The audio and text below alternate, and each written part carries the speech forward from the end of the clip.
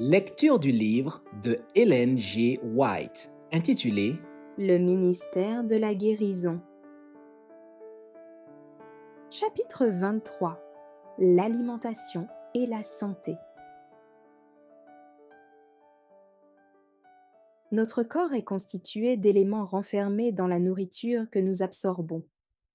Nos tissus sont soumis à une usure constante. Le moindre fonctionnement d'un organe produit une détérioration, et la réparation s'en effectue grâce à l'alimentation. Chaque organe requiert donc sa part de nutrition. Le cerveau, les os, les muscles, les nerfs exigent chacun la leur. N'est-il pas merveilleux ce procédé par lequel nos aliments sont transformés en sang et ce sang employé à restaurer les tissus usés par le travail? Jour et nuit, inlassablement, il apporte la vie et la force à chaque nerf, à chaque muscle, à chaque tissu. Le choix des aliments. Les meilleurs aliments sont ceux qui fournissent les éléments nécessaires au corps. L'appétit ne saurait à lui seul guider ce choix, car il peut être perverti par de mauvaises habitudes. Il lui arrive souvent de réclamer des aliments qui nuisent à la santé et affaiblissent l'organisme au lieu de le fortifier. On ne peut davantage se fier aux coutumes de la société, car la maladie et la souffrance qui prévalent partout sont dues en grande partie aux erreurs populaires sur la manière de se nourrir. Pour savoir quels sont les meilleurs aliments, il faut étudier le régime donné primitivement par Dieu à l'humanité. Celui qui a créé l'homme et connaît ses besoins avait indiqué à Adam comment il devait se nourrir. « Voici, avait-il dit, je vous donne toute herbe, portant de la semence, et qui est à la surface de toute la terre, et tout arbre ayant en lui du fruit d'arbre et portant de la semence. Ce sera votre nourriture. » Genèse 1, verset 29. Chassé d'Éden pour gagner son pain en cultivant un sol maudit, l'homme reçut alors la permission de manger également l'herbe des champs. Genèse 3, verset 18. Les céréales, les fruits, les oléagineux et les légumes sont donc les aliments choisis pour nous par notre Créateur. À l'état naturel ou apprêté d'une manière très simple, ils constituent le régime le plus sain et le plus nourrissant. Ils donnent une force, une endurance et une vigueur physique et intellectuelle qu'une nourriture plus compliquée et plus stimulante ne saurait jamais fournir. Mais tous les aliments sains ne sont pas également bons dans n'importe quelle circonstance. Il faut les choisir, les adapter aux saisons, au climat dans lequel nous vivons et à nos occupations. Des aliments excellents à certaines saisons ou sous certains climats peuvent ne plus convenir dans d'autres conditions. De même, tel aliment qui sera pris avantageusement par ceux qui se livrent à un travail physique pénible ne convient pas aux personnes dont les occupations sont sédentaires ou intellectuelles. Dieu nous a donné une ample variété d'aliments sains, et chacun, guidé par l'expérience et le bon sens, doit choisir ceux qui s'adaptent le mieux à ses besoins. La nature fournit en abondance des fruits, des oléagineux et des céréales, et d'année en année, les produits de tous les pays sont mieux répartis, grâce aux facilités croissantes de transport. Il en résulte que beaucoup d'aliments considérés autrefois comme coûteux et luxueux sont aujourd'hui à la portée de tous. Tel est en particulier le cas des fruits secs et en conserve. Les fruits oléagineux et leurs dérivés sont de plus en plus employés pour remplacer les aliments carnés. Si on leur adjoint des céréales, des fruits et quelques racines, on obtient un régime sain et nourrissant. On doit veiller cependant à ne pas en consommer une trop grande quantité, et ceux qui les supportent mal en useront avec prudence. Il faut se souvenir aussi que certains d'entre eux sont meilleurs que d'autres. Les amandes sont préférables aux arachides. mais celles-ci en quantité limitée et employées avec des céréales sont nourrissantes et digestibles. Convenablement préparées, les olives, comme les noix, remplacent avantageusement le beurre et la viande. Elles contiennent une huile bien préférable à la graisse animale. L'huile d'olive est laxative. Son emploi est favorable aux tuberculeux et peut guérir les estomacs irrités ou ulcérés. Les personnes accoutumées à une nourriture riche et très stimulante ont le goût perverti et ne peuvent au premier abord s'accommoder d'aliments simples. Il faut du temps pour que leur goût redevienne normal et que leur estomac se remette des abus dont il a souffert. Mais en persévérant dans l'emploi d'aliments sains, on finit par les apprécier et on y trouve plus de plaisir qu'aux friandises malsaines. L'estomac, exempt de toute inflammation et de tout surmenage, peut alors s'acquitter facilement de sa tâche. Les besoins du corps exigent une quantité suffisante d'aliments sains et nourrissants. Il est possible, avec un peu de prévoyance et de méthode, de se procurer en tout pays ce qui est le plus favorable à la santé. Le blé, le riz, le maïs et l'avoine, ainsi que les haricots, les pois et les lentilles, s'expédient partout. En y ajoutant les fruits du pays ou de l'étranger et les légumes qui croissent dans la localité, on a tout ce qu'il faut pour se passer de viande. Partout où les fruits abondent, on doit en faire une provision pour l'hiver en les mettant en bocaux ou en les faisant sécher. Les petits fruits, tels que les groseilles, les fraises, les framboises et les mûres, peuvent être cultivés avantageusement en bien des endroits où ils sont peu employés et où leur culture est négligée. Pour la conservation des fruits, on utilisera les bocaux de préférence aux boîtes de fer blanc. Mais il est indispensable que ces fruits soient de bonne qualité. Employez peu de sucre et cuisez-les juste le temps nécessaire pour assurer leur conservation. Ainsi préparés, ils remplacent très bien les fruits frais. Partout où l'on peut se procurer à des prix modérés des fruits secs, tels que raisins, pruneaux, pommes, poires, pêches et abricots, on trouvera avantageux de les utiliser en abondance dans l'alimentation quotidienne, et pour assurer la santé et la vigueur, ils conviendront parfaitement aux travailleurs. Une grande variété d'aliments au même repas incite à manger trop et expose à l'indigestion. Il n'est pas bon de manger des fruits et des légumes au même repas. Pour ceux qui ont une digestion laborieuse, l'emploi de ces deux catégories d'aliments à la fois peut provoquer un embarras gastrique et rendre difficile tout effort cérébral. Il vaut mieux prendre les fruits à un repas et les légumes à un autre. Variez vos menus. Que l'on ne voit pas sur votre table, repas après repas et jour après jour, les mêmes plats préparés de la même manière. L'organisme est mieux nourri si l'alimentation est variée. Préparation des aliments. S'il ne faut pas manger simplement par gourmandise, on ne doit pas non plus manifester de l'indifférence quant à la qualité des aliments et la manière de les préparer. Si ceux-ci ne sont pas pris avec plaisir, ils sont moins bien assimilés. Qu'ils soient donc choisis avec soin et apprêtés intelligemment. La fine farine n'est pas la meilleure. Pour le pain, elle n'est ni saine ni économique.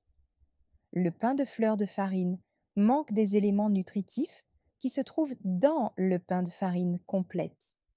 Il est une cause fréquente de constipation et autres malaises. Le bicarbonate de soude, ou poudre levure, utilisé dans la fabrication du pain, est nuisible. Il irrite l'estomac et empoisonne souvent tout l'organisme. De nombreuses ménagères pensent qu'elles ne peuvent réussir un bon pain sans bicarbonate de soude, mais c'est une erreur. Si elles se donnaient la peine d'apprendre de meilleures méthodes, leur pain serait plus sain et plus savoureux pour un palais exercé. Pour le pain levé, il ne faut pas remplacer l'eau par le lait. Celui-ci occasionne une dépense superflue et rend le pain moins sain. Le pain au lait s'aigrit plus facilement que le pain à l'eau et fermente plus rapidement dans l'estomac. Il faut que le pain soit léger et l'on ne doit pas y tolérer le moindre soupçon d'aigreur. Que les miches soient petites et bien cuites, de manière que tous les germes du levain soient détruits. Consommé chaud ou frais, le pain levé se digère difficilement. Il ne devrait jamais paraître sur la table. Il n'en est pas de même du pain sans levain. Les petits pains de farine de froment, sans levain et cuits dans un four bien chaud, sont à la fois sains et savoureux. Les céréales, dont on fait les différentes sortes de bouillies, devraient être cuites pendant plusieurs heures. Les aliments épais sont plus sains que les aliments liquides parce qu'ils exigent plus de mastication. Les biscottes, ou pains cuits 2 fois, sont très digestibles et très savoureuses. On peut aussi couper du pain ordinaire en tranches et les faire sécher au four jusqu'à ce qu'elles soient parfaitement sèches et dorées. Placé dans un endroit sec, ce pain peut être ainsi conservé bien plus longtemps que le pain ordinaire. Il suffit de le faire chauffer avant de le manger pour qu'il soit aussi frais que s'il venait d'être cuit. On emploie généralement trop de sucre dans l'alimentation. Les gâteaux, les pâtisseries, les gelées, les confitures sont des causes fréquentes d'indigestion. Les crèmes composées d'œufs, de lait et de sucre sont particulièrement nuisibles. Il faut éviter l'usage du lait et du sucre pris ensemble. Si on emploie du lait, il doit être parfaitement stérilisé. Grâce à cette précaution, il offre moins de dangers. Le beurre n'est pas aussi nuisible en tartine que dans les aliments, mais il vaudrait mieux, en principe, s'en passer tout à fait. Le fromage est encore plus sujet à caution. Il est tout à fait impropre à l'alimentation. Une nourriture insuffisante et des aliments mal cuits appauvrissent le sang et affaiblissent tout l'organisme. Il crée un état maladif avec son cortège d'irritabilité et de nervosité. Les victimes d'une mauvaise cuisine sont légion. Sur bien des tombes, on pourrait graver, en guise d'épitaphe, victime d'une mauvaise cuisine ou décédée en raison des mauvais traitements infligés à son estomac. Celles qui font la cuisine ont le devoir sacré d'apprendre à préparer les aliments d'une manière saine. Bien des âmes se perdent à cause d'une cuisine mal faite. Il faut réfléchir et avoir beaucoup de soin pour faire du bon pain. Mais il y a dans une miche de bon pain davantage de religion que beaucoup ne l'imaginent. En réalité, les bonnes cuisinières sont rares. Les jeunes filles considèrent la cuisine et les coins du ménage comme des corvées. Et pour cette raison, nombreuses sont celles qui se marient et deviennent maîtresses de maison sans avoir la moindre idée des devoirs qui leur incombent comme épouse et comme mère. Cuisiner n'est pas une science inférieure. C'est au contraire l'une des plus importantes de la vie pratique. Toutes les femmes devraient l'approfondir, et il faudrait en adapter l'enseignement pour le bien des classes pauvres. Ce n'est pas facile de préparer des aliments appétissants et en même temps simples et nourrissants, mais on peut y arriver. Ils paraîtront d'autant plus savoureux et sains qu'ils auront été préparés avec plus de simplicité. Que les ménagères qui ne savent pas faire une cuisine saine se décident à apprendre un art indispensable au bien-être de leur famille. En maints endroits, des cours de cuisine leur permettraient de s'instruire dans cette branche.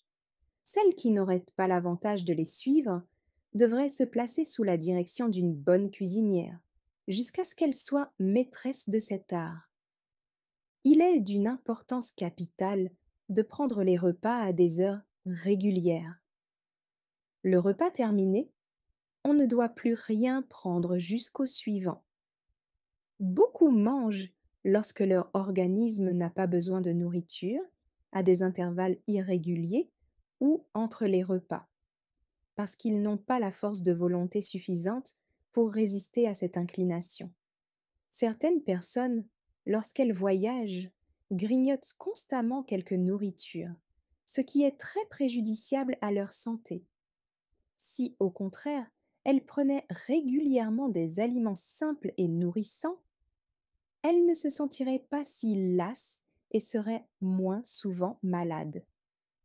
Une autre habitude néfaste consiste à manger au moment de se coucher, après les repas habituels.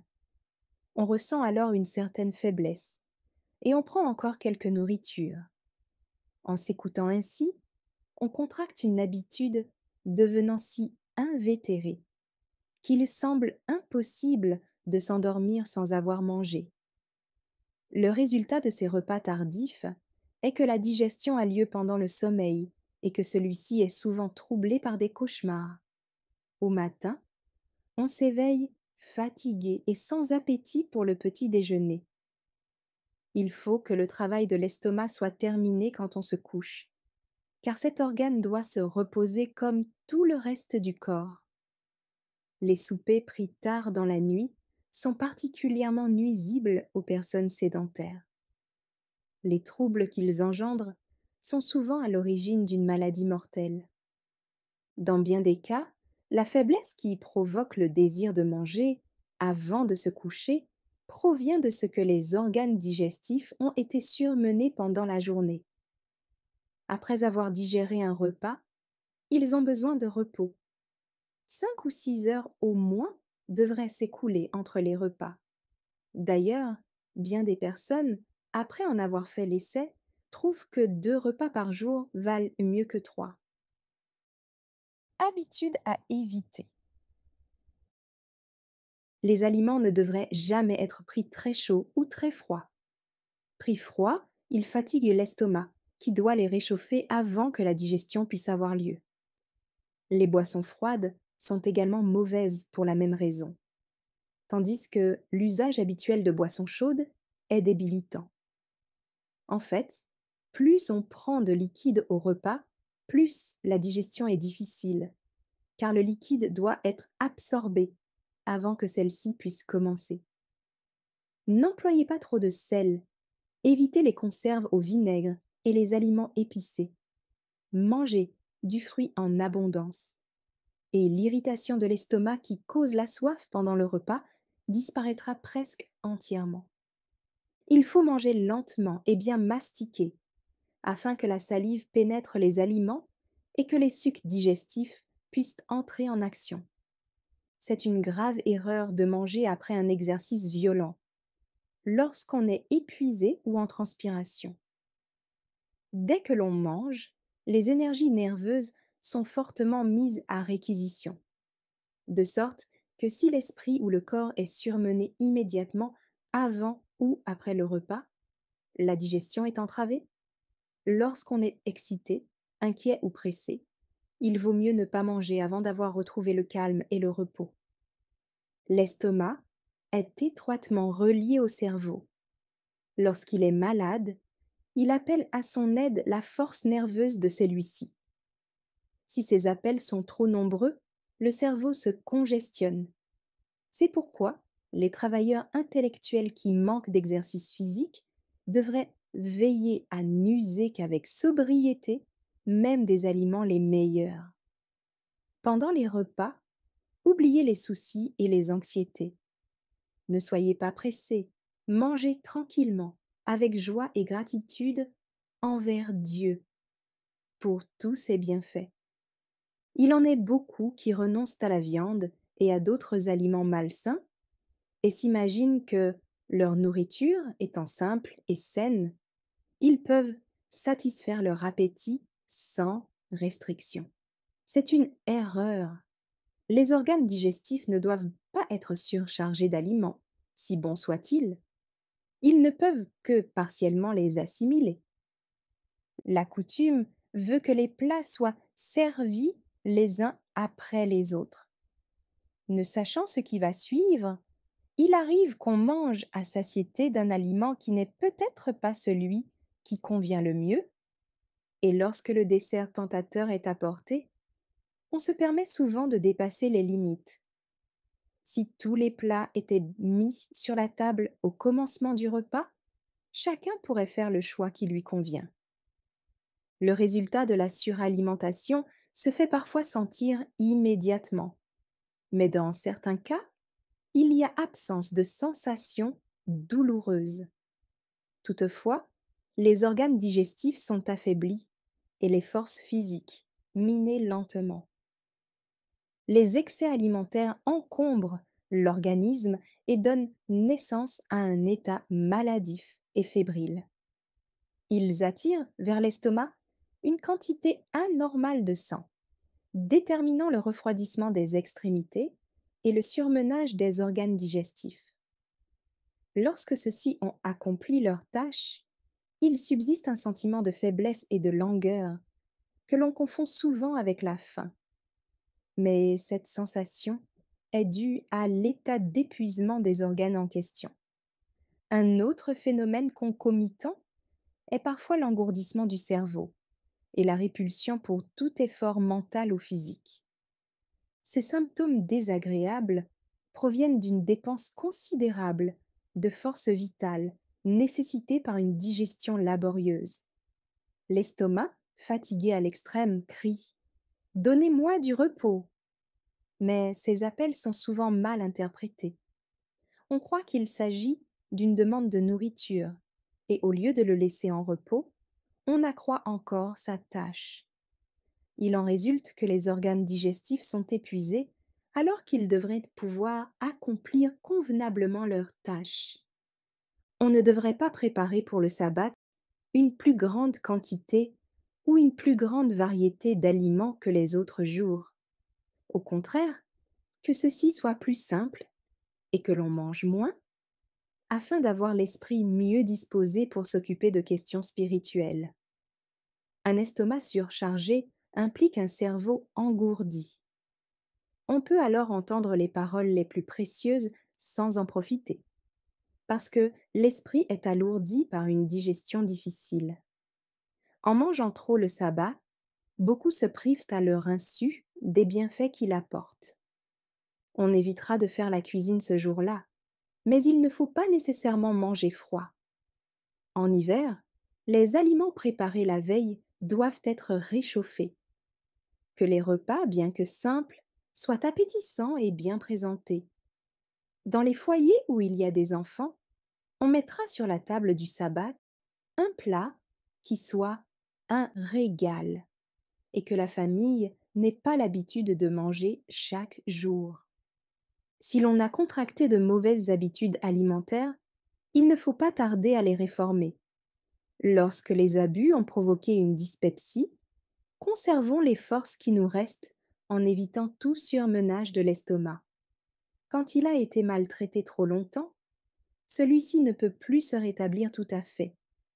Mais une alimentation convenable le préservera d'une plus grande faiblesse et réussira à l'améliorer. Il n'est pas facile de prescrire des règles s'adaptant à chaque cas, mais en se conformant au principe d'une alimentation saine, de grands changements peuvent être opérés et la cuisinière n'aura plus besoin de chercher constamment à exciter l'appétit. La récompense de la sobriété dans l'alimentation, c'est la vigueur mentale et morale, ainsi que la maîtrise des passions mauvaises. La suralimentation est particulièrement nuisible au tempérament apathique auquel une nourriture frugale, associée à beaucoup d'exercices physiques, convient mieux. Des hommes et des femmes très bien doués n'accomplissent pas la moitié de ce qu'ils pourraient faire parce qu'ils ne savent pas dominer leur appétit. Beaucoup d'écrivains et d'orateurs commettent l'erreur suivante. Après un repas copieux, Ils se mettent au travail, lisent, étudient ou écrivent sans se permettre un seul instant d'exercice physique. Il en résulte que les idées et les mots ne leur viennent que difficilement. Ils n'arrivent pas à écrire ni à parler avec la force et l'intensité indispensables. Leurs efforts sont ternes et stériles. Ceux qui ont d'importantes responsabilités, et surtout ceux qui veillent aux intérêts spirituels, devraient être des hommes à la perception aiguë et aux sentiments pénétrants. Plus que d'autres, ils doivent être tempérants dans le manger. Les aliments riches et succulents ne devraient pas se trouver sur leur table. Des hommes qui occupent des postes de confiance ont à prendre chaque jour des décisions importantes. Appelés à agir rapidement, ils ne peuvent le faire que s'ils pratiquent une stricte tempérance. L'esprit se fortifie par l'exercice rationnel des énergies physiques et mentales. Si l'effort n'est pas trop épuisant, toute lassitude ressentie apporte une nouvelle vigueur. Mais souvent, ceux qui sont appelés à prendre des décisions urgentes sont influencés défavorablement par une alimentation défectueuse. Un estomac malade rend l'esprit confus, indécis, souvent irritable, dur et injuste. Beaucoup d'œuvres qui auraient été pour le monde une bénédiction ont dû être abandonnées.